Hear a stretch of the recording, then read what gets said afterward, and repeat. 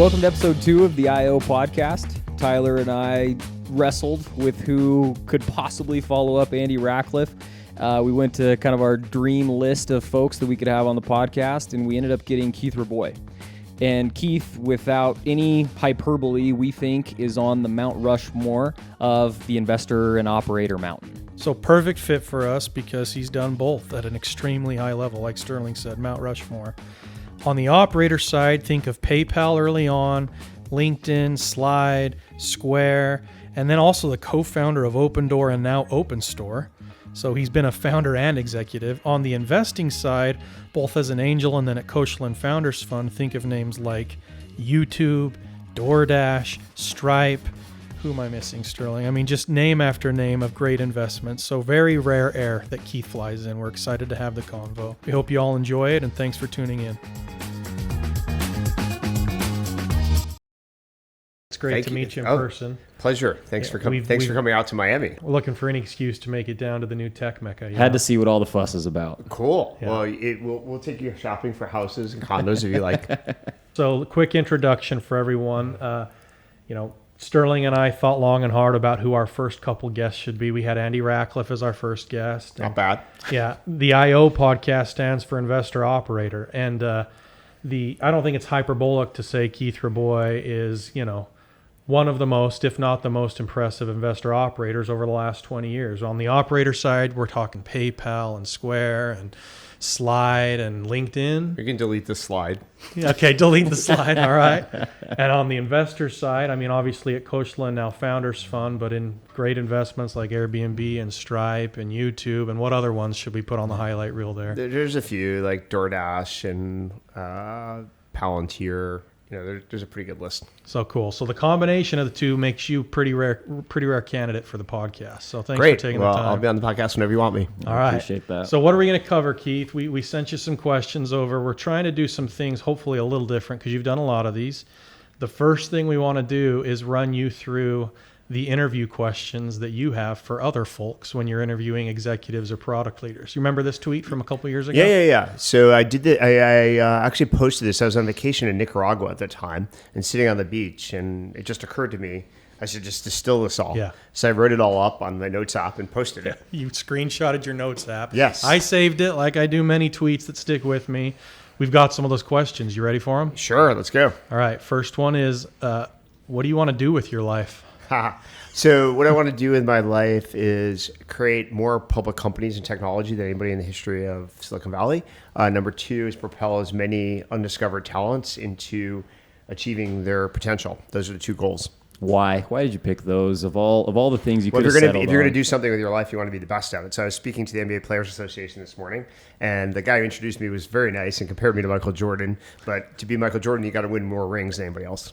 So rings to you is number of public companies, you said? That's the scoreboard. Created, yeah. As executive, board member, founder? Lead investor, founder, sort of senior executive maybe. Got it. So what are you at right now? 12 to 15, somewhere in that zone. And the all-time high, I think my calculation is about 15 or 16. So fortunately, I've got some in the works. Fair's going to be a public company. Ramp's going to be a public company. Got a few more, but definitely have to propel probably 2 to 3, 4 more years to at least get there. Who's number 1 right now? Actually, my calculation is Scott Sandals probably invested in the most. Awesome. He's probably at about 15 public companies. Okay. All as a board member, though. He's never been a founder. He's never been a founder or an executive, so, right? Yeah, so I've led a fair number of investments that have become public companies. I've helped quarterback a few companies there, and I founded one that's got there, and hopefully we'll get a second one there. Ultimate number you think you end up with when they hang Better be at least 20. 20. That's the goal. 20. We'll go for the instead of the Jordan, we'll go something like Wilt or Bill Russell. Yeah, Bill Russell. Yeah. Will Chamberlain's got a few rings too. Okay, cool. All right, next one. And by the way, this is right off your interview questions. Next one is, what do you believe accounts for your success? That's a great question because what you want to do, one of the reasons it's a great question is when you figure out a formula or what works, you want to double and triple down on it. And so isolating what works for you versus the rest of the world, it's a competitive landscape, especially investing. Truthfully, investing is more zero sum than founding. I think you can found companies successfully without really caring about what the rest of the world's doing. Yes, you have to marshal critical density of talent. That's the first step. But investing, if I lead a seed round, that means every other VC is not. If I lead a Series A, that means every other VC is not. So that is more competitive and more dynamic. So you have to figure out where your alpha and edge is. An investor is critical. And then as a founder, you want to figure out what your strengths are so you can complement yourself. So it's a little bit different mental model.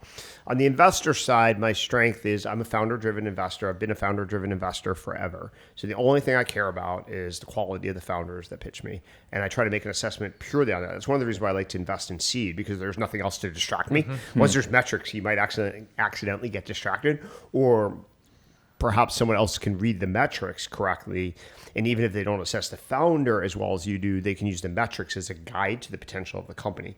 So I'd like to go even pre-launch, seed deck only, team only. That's my favorite time to invest. Also, you have more psychological sort of impact in the company's trajectory. It feels more like yours than like joining a rocket ship that's already in space and has already, sort of escaped the atmosphere. On the founder side, it's really, you need to build a team. It's like being a general manager of a sports team. Let's say, continuing the basketball metaphor, you may have a great point guard, you may have a great center, but you got to go find a shooting guard. And so knowing what your strengths are as an executive gives you the roadmap to who you're recruiting. So, so I mentioned on the investor side, I think it's founder driven. Sort of, I put myself in the Mike Moritz sort of camp. I think he's the best ever at founder driven investing. And so I'd like, try to equal him. And then as an executive, it's changed over the years. I think in the beginning, I started with what people jargonistically call as a strategic brain, sort of mindset. And I can decompose what that means.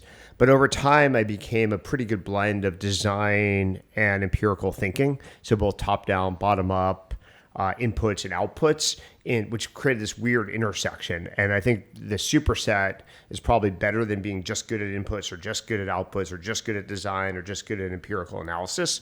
And so that blend has become fairly differentiated. Cool. So one question for you there, because you talked about not getting distracted. You like to go early. In some ways, that's like the hardest time to assess anything. Who's the most impressive person that you sat down with at that stage and were like, this is it. This is what I'm looking for? Oh, I several that are all pretty comparable reactions. Like I knew instantly Brian Chesky. I told him less than 3 minutes into his pitch, like, this is the coolest thing since YouTube.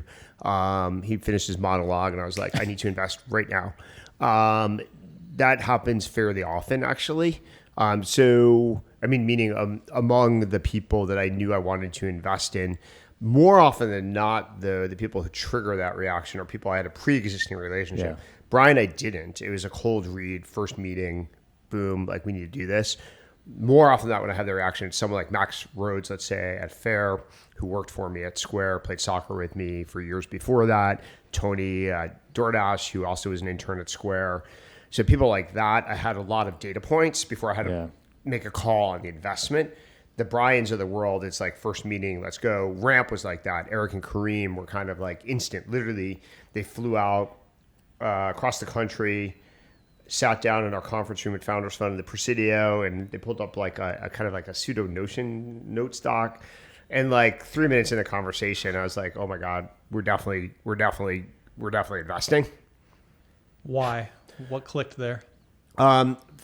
In the Ramp case, actually, there's a podcast where I talked about it at length with Corey Levy, who you may know. Corey somehow found the guy who was transcribing the notes from that meeting and then pulled it up in the middle of the podcast and asked me about the notes. So I have a very strong reaction, recollection of the meeting because I've recently looked at my notes from the meeting. But fundamentally, it was two things. First of all, they got concepts that the Brex founders clearly missed. And it was just so obvious, without me having to educate them, what the founders of Brex didn't understand. And that's why Ramp's going to be much more successful. But they knew it before they even started the company. And unless you spent a lot of time in financial services, these are fairly non-intuitive things. And so they had 2 or 3 of these dimensions just nailed right away. And that was pretty insightful. Then secondarily, some of these guys had worked together and founded a company called Paribus that was acquired. Moderate price. Some of the points and lessons they had learned, experiences they had at Purpose were relevant to what we were going to try to do. So the proverbial founder market fit was pretty strong. Yeah. So that's another question. When you don't have a pre-existing relationship, how much are you underwriting their track record to date? Usually never. I mean, most of the people I've funded that have been very successful haven't really accomplish that much. Yeah. That's even better because they're the classic undiscovered talent. You know, when you're competing for someone, like when I led like the Series A for a firm like Max Levchin, obviously everybody knew Max. I still had some alpha, you know, having worked with Max, you know, 20 years or at the time 13 years earlier. But still, at the end of the day, everybody's chasing after Max based upon his pre-existing, you know, accomplishments, both in terms of PayPal, you know, being the executive chairman of Yelp, et cetera. So that was sort of easier for everybody else to figure out. It was probably a pretty good thing to invest in, but that's pretty rare. This is fascinating because the undiscovered talent thing is crucial. And how do you, when you're not like saying they haven't done things that are that impressive, but there's breadcrumbs, right? Like there's things you're picking up on. What are they? What do they how do they show up? I'll give you it's a very real example, and it's going to sound a little silly, but it should be insightful. So one of my favorite founders is perhaps the most tenacious person I know, is probably the best way to describe him. And we're like quite close friends, so I was friends with him before he started the company. And so I kind of knew this story, but he relayed this story to me about having thought he wanted to get an MBA. So he actually literally took the GMAT 8 times. And I didn't actually think it was like legal. I thought there's like a bar like 3 or 4 times. So, but how he approaches like everything about his company is he's going to take the GMAT 8 times. So if he doesn't like the metric, he's not going to stop until that metric is perfect. He's not going to let anybody else stop. And it just shows in how he runs his company. And so all I needed to know when he was starting his company is, oh, wow, you take the GMAT 8 times. You're going to walk through a lot of walls to make this work. And like, you're not going to like allow anybody to stop you. And that's a pretty good trait for a founder. It's like the max is a lot of like that's discovered and undiscovered. The max is everybody had been able to see those, but taking the GMAT 8 times, you got to be digging to find that breadcrumb. Yes, definitely. So you want to, I mean, one of the common characteristic, let's say, is if you don't walk away from a founder meeting at a seed stage with this reaction that, oh my God, I've never seen anybody like this before, it's probably an easy pass, actually. The reason why reverse engineering this is it's actually ridiculous, borderline irrational to say I'm going to reinvent the world in any industry. Like I'm going to wake up tomorrow with, you know, in the proverbial garage and, you know, find my college buddy and we're going to reinvent financial services from scratch. That's like almost borderline silly. The only people who ever accomplish this stuff are people who have a trait that is in the top 10 basis points on some dimension. And the dimensions vary. Like you can be the most tenacious person. You can be the smartest person. You can have the best sales ability. You can have the best ability to recruit and assess talent. But if you don't have a top 10 basis points ability, the chance that you're going to change the world rounds to zero, which means don't invest. So extreme outlier traits, but actually the traits are very different. Correct. There's not a common pattern. There's no common pattern. It's just like on one dimension. Actually, I think this applies to other fields too. I think in politics, if you want to be president of the United States, you probably have some extreme skill. The skill may be different. Like what make someone like Donald Trump get elected president versus Obama is very, very different. Or Bill Clinton versus both of them, or you know, either one of the Bushes or Reagan. They're all very different, but they were exceptional at some trait compared to a lot of people who aspire to be president of the United States. And if you can't articulate what that is in someone who's recruiting you or someone who's asking for an investment, like I think that's an easy no. That's an interesting one. I think on the investment at seed level, obviously later stage, businesses create their momentum. And sometimes you can see the evidence of the momentum later, but then other people can too. So I don't feel I have any alpha. And the venture returns profile is pretty bad, generally speaking. So unless you have alpha, I don't believe you should invest. So you said top 10 basis points. So by definition, we're talking about extremely rare people.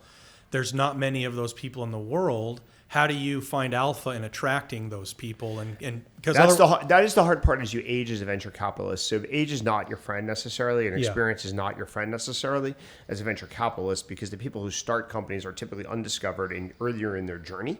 And so as you age socially, you know, and just biologically, you tend to get distance from up and coming people. And so you have to find ways. So I mentioned, you know, the founders of Fair, I played soccer with. That's how actually I met them. And then I hired both of them to Square. Then I got to work with them. And so when they founded a company, I was very much, willing to invest almost regardless of what they did. They did have one or two pretty bad ideas, which hopefully I talked them out of. They're so bad, like you won't believe this. We were also joking about Reid Hoffman before. You should see what some of the ideas he considered instead of LinkedIn. So sometimes the right founder has to navigate their own bad ideas too. But Reid got there, and Max and Jeff definitely got to the right place. They were even considering stuff like reinventing drilling at the dentist, which maybe they could have made it work, but I'm pretty glad they did fair instead of dental drilling. Yeah, it worked out. I also definitely don't want to be a customer of the dental drilling product. So if we go back to the actual interview question of what accounts for your success, I'm hearing you on the investor side, it is attracting 0.1% founders and making a decision before they even have any history. On the operator side, it was the synthesis of top-down and bottom-up rigorous thinking. Yeah, I agree with that. Okay, got it. Next interview is, if you were CEO of a company, and presumably it's the company that candidate was at, what would you do differently? So I think I'll give you options, whatever you want to answer. If you were CEO of Opendoor, if you were CEO of Amazon, whom you're trying to compete with a little now, and maybe CEO of Twitter. And you can answer however one you'd want. Opendoor is the easiest. Obviously, I don't have access to all of the information that like Twitter, like in terms of data, metrics, and things like that. I am a power user of Twitter, so I have some feel at the customer level. And Amazon, I don't want to give them the answer. I don't want to explain. I'll mention what Jeff's a listener of the pod, so that's probably smart. Well, yeah, then I definitely want to give him any clues. Although, actually, interestingly enough, one of the insights I had in starting Opendoor was based upon a speech that I saw Jeff give. I was fortunate enough to sit in the audience. And as he was speaking, and it was an incredibly provocative, incredibly valuable speech, like maybe the best speech I've ever seen a tech executive give in my career, I did realize that there's some cultural antibodies and weaknesses at Amazon based upon how he was describing the world that could be exploited. So actually, I was listening very carefully, and it turned into a kernel of a really good idea based upon how he was describing how Amazon works. But on Opendoor, truthfully, I think partially it's just storytelling. Mm-hmm. The company miserably failed 2 years ago at explaining the product, the value proposition, and the differentiation. Obviously, the sharpest rise in interest rates that America's ever seen did cause like a cohort, let's say a quarter cohort, to be mispriced. I think the company actually managed that pretty well. And you'll see that. I think the company is going to release Q2 earnings soon for 2023. I think the company is in great shape right now, and I think people will start appreciating it. But I think 2 years ago, the company should have been appreciated better because the metrics were exceptional. My understanding, there's some people on Twitter who have access to public data, and they they describe it pretty accurately. In 47 of 51 markets, Opendoor is doing extremely well right now with double-digit margins likely. So one way or the other, the company's financials should be pretty solid. And I think as the company made it through this kind of crisis of rising interest rates, I think people will realize that the company can handle any kind of economic disruption with maybe a blip for a quarter, but that's not a fundamental existential business issue. So go ahead. Sorry, you talked about storytelling there as the thing you would do better. Like, how would you tell a better story? Well, I think there were easy ways to do this. Square had this trouble too. When Square went public, you may remember, went public at about a $3.5 billion valuation.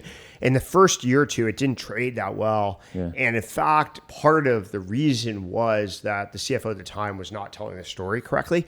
Actually, she and I sat down and we chatted through like what investors were missing, and actually were able to construct a narrative that I think resonated better. So sometimes like talking to public market investors, trying to understand what they don't like or what they're not hearing, and then reframing it. But I think Opendoor wasn't having that dialogue successfully at all. What was the market missing, though? What specific piece of the story was undersold or not? In Opendoor? Yeah, at Opendoor. I think basically the fundamental value is that in any market, Opendoor will thrive. Mm-hmm. And that's why it almost took an economic crisis to actually prove that. Rather than explaining theoretically, one way, sometimes the proof's in the pudding. The bad news is you go through an economic crisis. The good news is if you get through it and you show people that you're better off than you were, then people are like, oh, I get it. So sometimes like there's only so much you can do with concepts and sometimes theory. So I was watching Oppenheimer, the movie, last night. And there's a point when Oppenheimer basically says, look, you need to drop the bomb on Japan. He's like, nobody in the world will actually understand how important this is and how destructive it is unless you actually drop it. Like, theory's not going to convince the Japanese to surrender. It's not going to convince the Russians that we have this new weapon that they can't compete with. You're actually going to have to use it. And I think that's true in Opendoor's case, is basically have to get through thermonuclear war first, and then people realize, holy cow, like, we don't want to do that again. All right, what if you're Elon? What do you do differently at Twitter? Twitter, I think he's doing some things really well, which is, first thing, ignoring the media. That's generally a good arc for like success in business. Number two, I do think some of the product innovation and velocity is great. Third, cutting costs. Like, every company in technology overbuilt their infrastructure of people. Like, there was this vanity for the last 5 to 10 years in tech where everybody's competing on hiring, and getting rid of that and setting a better precedent for everybody is absolutely indispensable. People are following. You're seeing cost cutting all across the board. And very profitable companies like Microsoft is cutting engineering salaries. Stripe is cutting engineering salaries. So this is a good thing. Second, he is making some unforced errors and mistakes. I don't know if the rebranding will work or not, but I do know that a superset app is not going to work in the United States. That's a bad idea. So everybody's like, oh, it works in China. It works in China. WeChat. Yeah, blah, blah, blah, blah. Well, first of all, many things do not translate from China to the United States, period. But the reasons why it works in China are very specific. For example, internet download times in most of China are not good. So you don't want to download 10 apps when it's really painful. You want one. You want to go through the pain once. Secondly, a lot of people most people, in fact, do not have credit cards in China. Their first access to credit was digitally. These are all very fundamentally different dynamics. I would bet that the super app has like virtually no chance of working. The branding may be good or bad independent of that, but this goal of a super app is a complete fool's errand. Got it. And he's been on the super app thing since He's back wrong. in PayPal. He's just wrong. Super apps are not going to be a thing in the United States. The whole point and best metaphor for the mobile device, the iPhone, was actually coined by Matt Kohler at Benchmark. Pretty close to when the phone was released, he basically said, look, the way to think about apps on your iPhone are their remote controls for the real world. Well, if the remote controls for the real world, you want a button for food, you want a button for your Uber, you don't want one button and then you have to keep subdividing. That makes it worse. It's a terrible user experience versus a remote control with a dedicated button. Keith, if you were a product, what is your value proposition? That's great. So as I mentioned, as an executive, it's strategic thinking with creativity. So if you talk to the CEOs I've worked with, what they'll probably say, and I'm repeating it, I won't name the people per se without their permission, but generally, even though I'm a kind of ruthless like execution type of person, I have a little bit of a creative spidey sense. So once in a while, I'll riff on some ideas or remix some ideas, and they actually work. And that's a rare combination as a product. Like being able to be creative while being very disciplined. So I'm very disciplined in my life. I wake up at the same time every day, go to bed at the same time every day. I do my 2 workouts the same time every day. But I have this little creative spark that occasionally just snaps. And I'm like, oh my God, you can combine X, Y, and Z in a weird way. And once in a while it works. So that's the product value proposition, is discipline with creativity. That's a very, very rare mix. As we talked about in the investing side, it's finding undiscovered talent, knowing that I found somebody when they're like the proverbial 19 years old, out of left field, and someone needs to give them some money and a shot on goal. Yeah, cool. All right, so we're almost done with the interview questions you have. That's good. Compared to other people with a similar LinkedIn profile, how are you most different? Yeah, so similar. I usually use one or the other version of that question, either or, yep. Depending upon like how the vibe of an interview is going. They're kind of very comparable ways to get to roughly the same answer. Okay. I think the last one is, if we hired you, Keith, who would instantly want to join you? No, you don't have to. I have a good list. Fortunately, like they can't, as you know, when I joined Founders Fund, Delian joined here. Is great. At companies, I work with a lot of people at Opendoor. One of the benefits of running a company versus being an investor is I work with like 120, 30 people at Opendoor. Working with investor, you're working with a handful of people at the same time. Many of the people who work at Opendoor are people that I've known for a long time, prior lives that have joined me, which is exciting. Cool. So one thing that's very interesting to me is, how does Founders Fund What is the practice like of being an investor and also being a founder, and how does that actually function within these walls? Well, at FF, this is a pretty common thing to do. So as you know, Delian co-founded Varda Space Manufacturing. I actually went for a tour of the facility relatively last week, actually. They're doing really, really well. Trey Stevens, general partner here, co-founded Anduril, which is a phenomenally important and successful company. Peter, obviously founded PayPal, co-founded PayPal, co-founded Palantir. So obviously it's something, that's deep in our DNA. I think we would like to do more of it, actually. Yeah. Right. At Founders Fund, it's very compatible with being an investor. We think it makes us sharper, better, faster. Do you view it as being able to manufacture your own success in some ways? Well, yeah. So one great way to compete with the world is proprietary deal flow, as per my point. I'm always running an equation through my brain of where's the alpha? What's my comparative advantage here? Because venture returns are mediocre at best. So if I do what other people do without alpha, I'm going to wind up in the middle of the bell curve, which is not acceptable. So creating your own company is definitely a way of creating alpha. How does it work technically speaking? Do you have to give your founder equity to Founders Fund because the LPs need you to serve them first and foremost? How does that work out with the LPs? Honestly, I don't know how we do it in all the cases. I actually don't pay attention. I know in my case, that's what I do. Okay. So my preference, both at Opendoor and OpenStore, is I assign all my equity back to the fund. And do the LPs like this because they do view it as proprietary? LPs love it, other than they do, obviously think about time allocation. Obviously, you're going to invest more than a proportionate amount in company X, so it has to do well. But we own, the net ownership of Founders Fund, let's say at OpenStore, is high enough to justify the time. Keith, how do you break down your time with the companies that you're founding at Founders Fund versus investing in? How do partners handle that? It's different. I think what Delian does is a little bit more spiky. He's quarterbacking a space manufacturing company through financing is an art in and of itself. You have to raise enough money to achieve the milestones. And then B, he's been very focused on specific executive recruiting. So he's really powered through two specific value adds, and those tend to be spiky times versus obviously being CEO. What I'm doing is consistent every week. I need to be in the office X number of days a week. I need to do one-on-ones. And there's a different tempo and cadence to that. We measure my time very carefully every quarter. Right now, it's been running hot in the last 6 months, meaning a little bit higher allocation open store than I would like. We call it 50 to 60%. I'd like it to be 45 to 50. Yeah. But we measure it really, really carefully, and then we decompose. Well, what am I doing when I'm there? Am I interviewing people one-on-ones? Am I doing a board meeting? Am I doing a company all hands, et cetera? So we can calibrate, does this time allocation make sense? So I'll make an argument along these same lines of being a founder is the hardest job in the world. To be an exceptional founder, you've got to put in more hours than it seems realistic. You're doing that and you're going to be a good investor? How? You're going to get out-competed by Doug Lee or whoever you view as a competitor. Well, yeah. So there is a truth to this. Certainly being an entrepreneur, the more hours you put in, the better the output's going to be. I'm a strong believer in work ethic, and that drives results. In investing, it's been quirky. The correlation seems to be a little bit less direct. I am not sure you make more money as an investor by putting more hours in.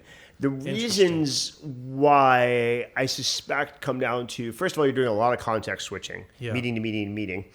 And I think you do get tired. So I tend to max and cap the number of pitch meetings I'll take in a week and a day, even if I have excess time, because I think my brain just gets fried. And I don't think I'm doing a good service to myself, my partners, or actually the founders, if my brain isn't sharp enough to really appreciate what's going on. So I do think there's some oddness to venture that doesn't work the same way as company building. Company building, the more sweat equity you put in, you're going to improve the probabilities of success. I'm not sure in venture how strong the correlation is. So that's one caveat. But yes, I am very busy. I do run a company. I serve on 18 boards, and I co-run a venture fund. That keeps me pretty busy. I have 2 kids too. I move people to Miami as the pseudo ambassador to Miami, and I do 2 workouts a day. Other than that, I've got like lots of free time. Yeah, plenty of time for a podcast with us. So yeah, thank you. But podcasts are good. It does create interesting opportunities. Sometimes direct founders listen, like, oh, that was really interesting. I'd like to talk to you. Sometimes indirectly. So-and-so hears something and they're like, oh, Keith's interested in that particular angle or something, and you should go talk to him. So there's lots of benefits. But like, as I mentioned in venture, it's hard to correlate the exact benefits of an incremental podcast. Mm-hmm. Whereas if I was running a company, when I go on a podcast for Opendoor, we actually track the number of leads we get. Mm-hmm. Like how many transactions do we close? How many brands that run a Shopify store applied to get acquired? And we measure that. And, we have a team that actually puts me on podcasts designed to get us more business traction. Makes sense. Let's talk about recruiting people at Founders Fund. You guys added Sam recently, then yes. Ryan after that. What are you looking for as you add new investors at Founders Fund? And then I've got some follow-ups on maybe some patterns I've noticed. Well, the truth is what we want at Founders Fund is someone who can drive power law returns, period, right? Then the question is, well, who can do that in the future? And with a lag of 6 to 10 years after you hire them to find out. So it's a very difficult challenge to hire anybody for any venture fund, period. And we debate that all the time. When we have like a GP discussion, it's like, well, who should we be hiring? Well, it's like, what is even the criteria for success looking forward as opposed to rear view mirror? Both actually, Ryan Peterson, who co-founded or really founder CEO of Flexport, and Sam Blond, who joined us, were opportunistic, meaning there's some reason to believe they might be looking to do something new. Ryan had stepped down as CEO and became executive chairman, hired a CEO out of Amazon. Sam was looking to get into venture. And so we kind of thought about, well, would they fit in? Would they add value, et cetera? So, for example, Sam is a quintessential CRO for an enterprise software company. We didn't have a lot of enterprise software sort of expertise, so it felt like that would be a good complement. Ryan has been an incredibly successful founder in our portfolio. I think we've led virtually every round of Flexport's history, but maybe one. Yeah. And so obviously we've been working with him for years. He has a differentiated perspective in the world that tends to match the Founders Fund principles. If you've read his recent tweets, you'll get a feel like I feel like my tweets and Delian's tweets are really boring now, and I have to like reinvent myself. No, Ryan's definitely crushing it. So he obviously, from an ideological and contrarian perspective, fits in. So we're really excited about that. A founder that we'd worked with for a very long time. With differentiated views, and that had a background of having built a company from scratch from YC to billions of dollars of enterprise value. So the match was pretty obvious there. You brought up ideological perspectives that seem to mesh together.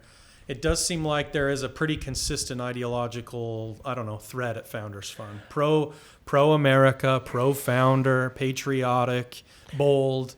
So are you hiring all the same types of people? Do you need diversity? Like, how do you think about diversity of hiring? And we think about diversity from an intellectual standpoint, not a demographic standpoint.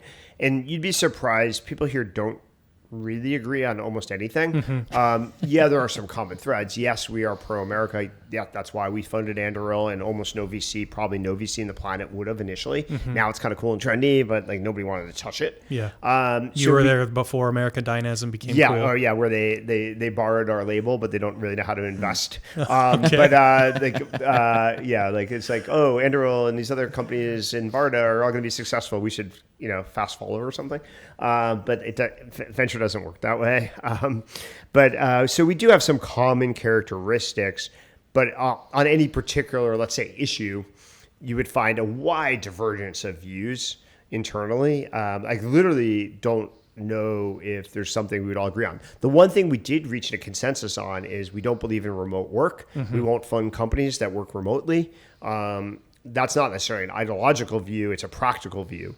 All of us, having been founders, sort of believe in how do you create a company, and all of us who've suffered through company building are like, this is a no-brainer. Mm-hmm. Like, we should not be funding remote work companies. There's too many excuses, blah, blah, blah. So that was a consistent perspective that we've taken. But generally speaking, if you watched our partner debates, they're incredibly vigorous on literally any topic. Got it. So ideological diversity is first and foremost, and there's a lot more of that than I might have guessed here because you're fighting. Yeah, absolutely. We have incredible debates about what's good or bad. Is crypto good or bad? Like even within crypto, we have a crypto partner now. Napoleon's been very successful at quarterbacking a lot of crypto investments.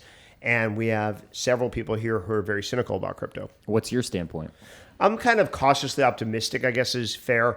In 2013, I said what is basically proven to be mostly accurate, which is there'd be an inverse correlation between the rule of law in a particular region, country, city, and the adoption of Bitcoin. And that's basically been true. But I still think it's mostly a technology in search of a value prop. Whereas like in other technologies, usually you see the path to value prop faster. Do you feel that way about AI? No, there's a value prop. I don't think it's a good investor. Like as a VC, I think it's a horrible investment. But I think the technology has real use cases, is being used for real value creation. It's just not a good venture return profile. Why is that? I think there's a sustaining and then disruptive technology sort of argument, meaning like Chris Dixon kind of popularized this, although he didn't invent it. But fundamentally, any technology can be adopted by incumbents or can disrupt incumbents. As a venture or as a founder or an early stage venture investor, you need to invest only in disruptive technologies, not sustaining technology.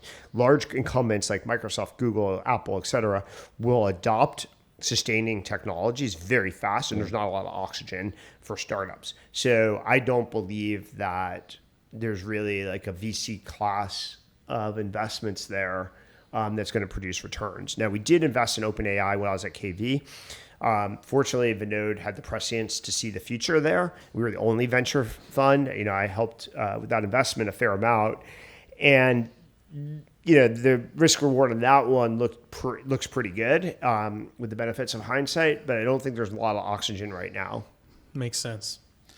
All right, one other section we want to do, if we got a couple minutes still, I want to read you some of your tweets. Great. So unfortunately, there's not this great product. I've actually wanted to go back and read all my tweets because there's some really old school prescient ones or like provocative ones, but I can't go back and read them all. I would love to just spend a weekend reading them all, but I can't find a product that does this. Thing's a hidden box, but you all right, Elon, we need this. Yeah. From Rabois, min faves 1,000. Yeah, I got your most. But turns out some of your bangers don't have a lot of likes. There's some really good ones. That's why I want to go. I would love to go back through my 32,000 tweets and read them all. I know. Well, a lot about sports though. That'd be pretty boring. There was a lot of baseball stuff, which we should talk about. But I didn't have to go far back to get some mean tweets. Keith. Okay, good. Yeah. So let's say. Actually, I'll read you one here. You said this was actually a year or so ago. For 40 years, I believe success required unique insights.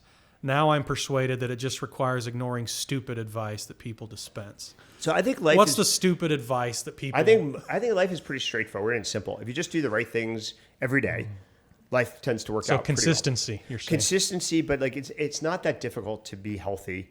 It's not that difficult to be successful in any field. You just have to work your ass off. With no excuses. Like no excuses. Blame yourself. Take accountability and responsibility, and just do that every day. And like, if you get distracted with all these fancy shortcuts, hacks, like blah, blah, blah.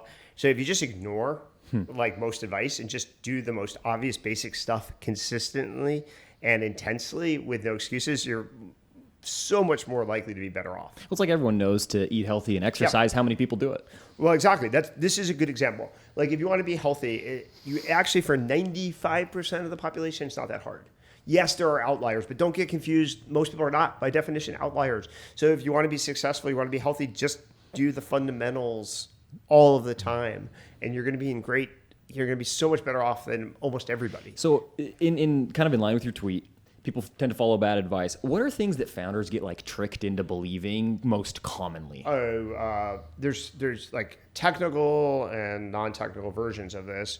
But let's say some of my bet noirs are, I hate when founders talk about their runway. Like they're like, I'm going to raise this much money because it gives me 2 years runway. I'm like, runway is an irrelevant consideration. It's like how much fuel's in your tank. It's a constraint. You need to know when you drive your car, do you have enough fuel to get from point A to point B? But you don't look at your fuel tank and say, where should I drive to today? So I hate that. But it's common advice. Yep.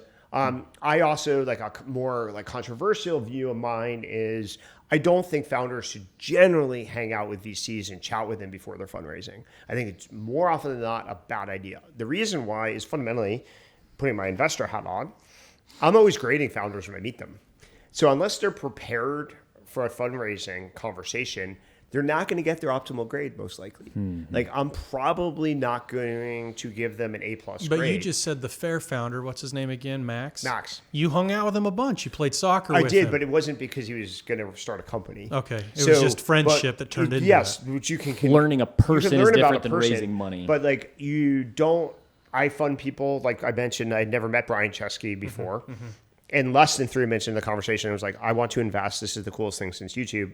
So that happens, but he had his story nailed. He had a 2.5 minute monologue of like, this is what we're building. This is why it's going to work. Here's the evidence. Boom, boom. He wouldn't even let me interrupt him. Yeah. He was maybe even slightly over prepared. But like fundamentally, you want to, it's like, the adage of, first impressions matter. So if you're going to ask an investor for money, make sure your impressions are as calibrated as possible. Now, some founders can store the current story sort of narrative in their brain in a high fidelity way. I've found that most founders can't do that. And so until that's stored, like based upon the latest evidence, where you are, where your trajectory is, what your milestones are, I would not be speaking to investors about my company. I try to avoid doing it for Opendoor, and it comes up a lot. I literally try to force myself not to talk to other VC friends of mine unless I've really reloaded like the story in my brain and updated the recent progress. Okay, so don't think in terms of runway. Don't just mingle with VCs unless you're fundraising. What other bad advice? I mean, there's a lot, like the remote work crusade. Remote Remote work was like crusade. Unfortunately, that's like dying. But like 1 or 2 years ago, it was incredibly controversial. Okay. Work ethic matters. We talked about that. Yep, we did. I think most founders get that, but there's still some who are like, blah, blah, blah, I need balance or whatever that means. So those are just examples off the cuff. There's a lot of them, though. All right, so this guy replies to this tweet, by the way. Many says, in another 40 years, Keith, you'll discover it's mostly luck.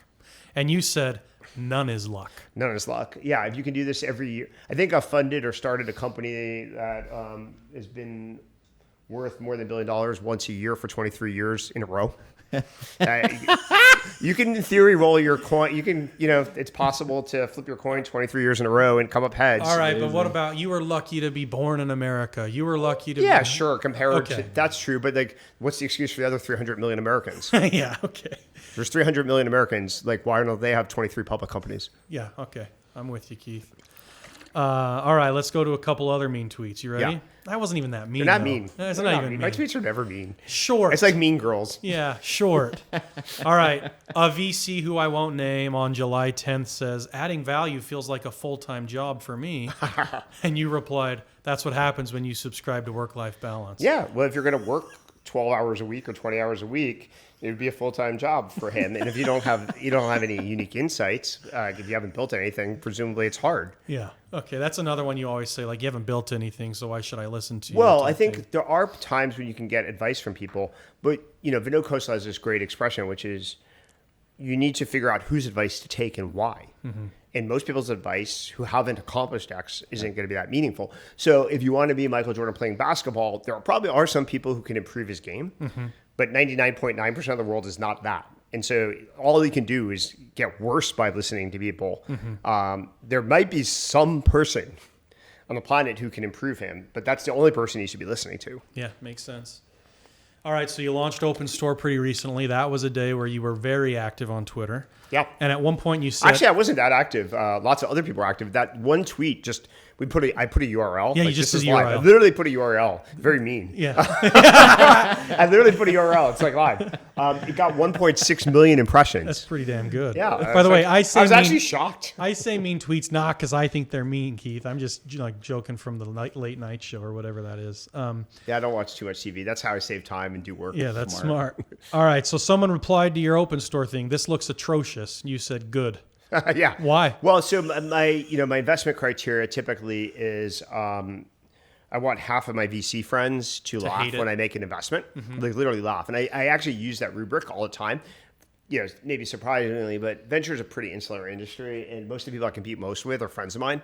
So I know their brains pretty well, and I'm like, would Roloff laugh at this? Would Alfred laugh at this? I'm like, yeah, they probably would. Great, let's invest. Got it. And if half wouldn't laugh, it means I'm not taking enough risk, because if everybody else is seeing it, it's obviously the risk reward's probably not there. So I use that. So if I launch something early, first of all, I want people to not see, like when I invested in Airbnb, everybody thought it was silly. Like when I invested in YouTube, literally everybody except like 2 people thought it was insane. And so I want that reaction, first of all. Second, we launched it as, think of it as more like an alpha product. So it's good that I didn't mind that people noticed it was an alpha product. I wanted to put it out there for certain reasons, but it's intentionally very unpolished. So you'll see it getting polished over the next couple weeks and months, and like it'll be pretty obvious. Cool.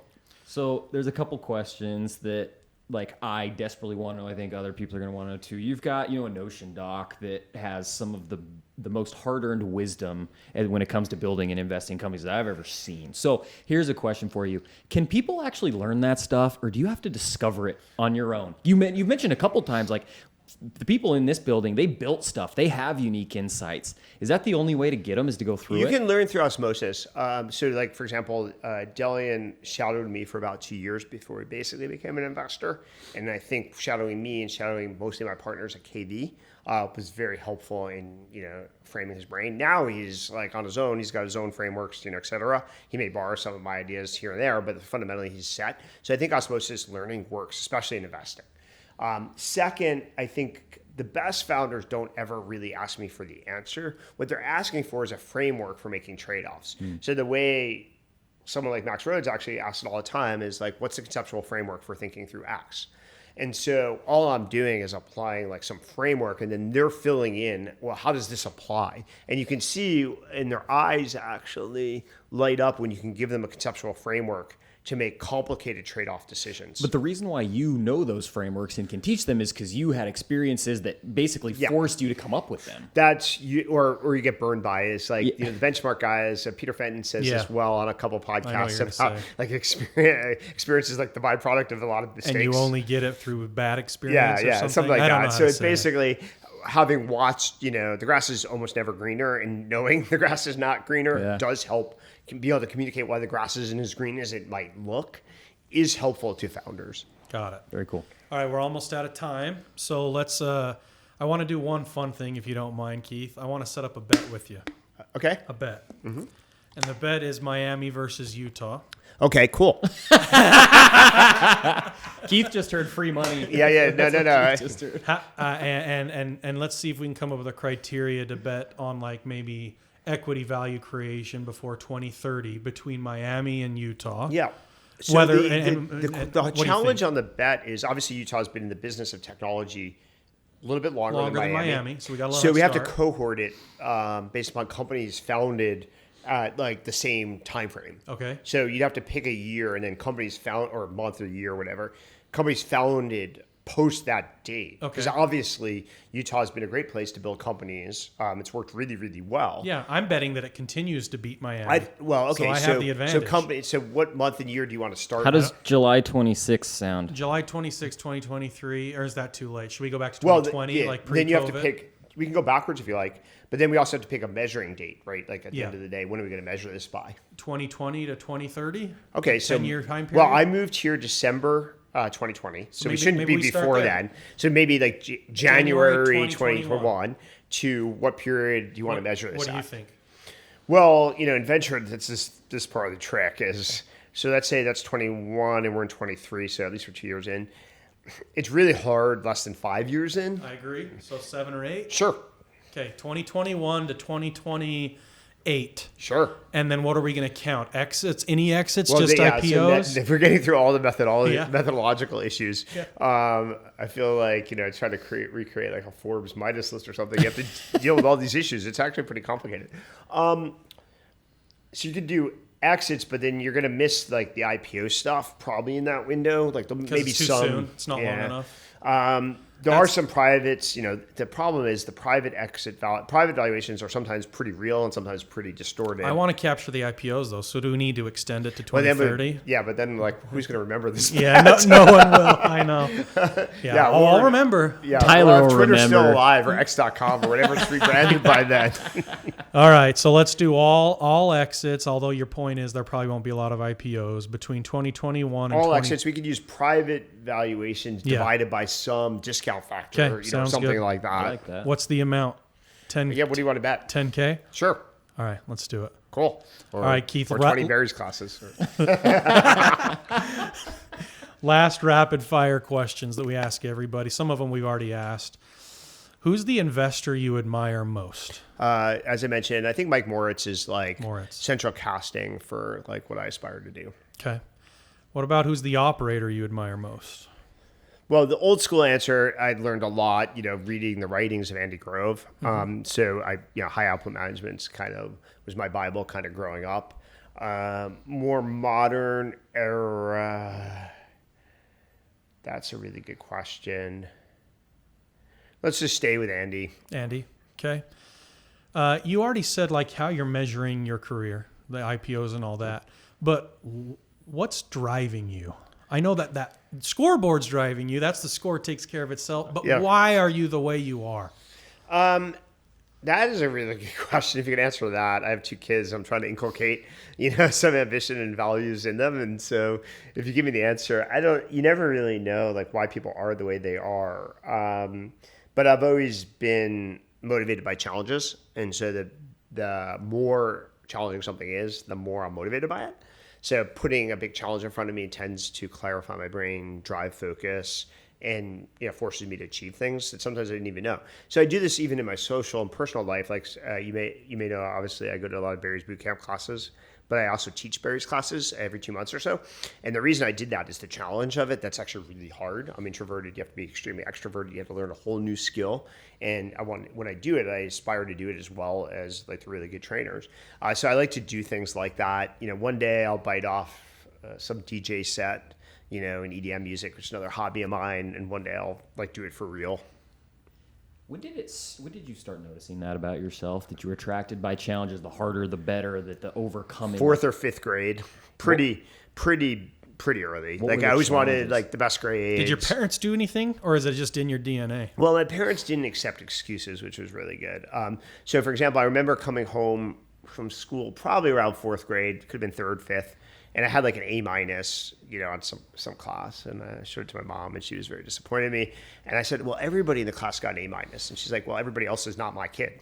And that's basically been my mentality from then on. So this is my last question. You mentioned you have 2 kids. What is the career advice you are giving or will give? Well, they're 2 years old, so you haven't started yet? Well, I've started. I want them to work. I'm like, do you want to work today? Work. And then Eli, my son, likes to take over my iPad. So if you get some weird tweets, he's pretty proficient actually at the iPad. Already. It comes naturally for babies, man. So, and then I'll probably have him be an intern at my friend's company who took the GMAT 8 times. I'll probably you want to learn work ethic? Tenacity. Great, I got a great place for you. That's awesome. Well, thanks, Keith. This has been an absolute blast. This is awesome. Appreciate the time, Keith. We've loved the convo. Hope it's been all right. Cool. Happy to come back. Cool. Sounds good. Thanks. Super fun conversation. Knee-jerk reactions for me were kind of 2 big things. Number 1, there's 0 wasted words. Every answer Keith gave, there is substance, and it was impressive to me, the clarity of thought, and that translated into I think some of the insightful answers he gave. Second thing that I just came away thinking about is he's relentlessly purposeful.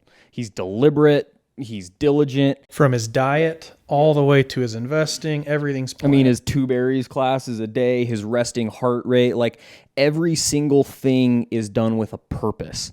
And we got to talk to him about the purpose of mostly his professional career. Yeah, I had a couple other takeaways. So he thinks incredibly big. I think one of the most fun parts of the conversations when he's saying his goal is to be number 1, the Michael Jordan of executive venture investor operator status. That was very cool. Keith's very actually very nice in person too, and pleasant, which is a little bit different than what you're used to on his Twitter persona. He's very authentic. Like, he's the same way he was on Twitter in terms of ideas and lessons that he's teaching that he was in person. What other themes do we have here? I got fascinated by his founder-focused investing, the way that he almost didn't want business metrics to cover up for his evaluation of a founder. Yeah, he thinks in terms of alpha, and his alpha is the ability to detect talent before they've even had a track record. That's right. Pretty cool. Hope you enjoyed the conversation, and until next time.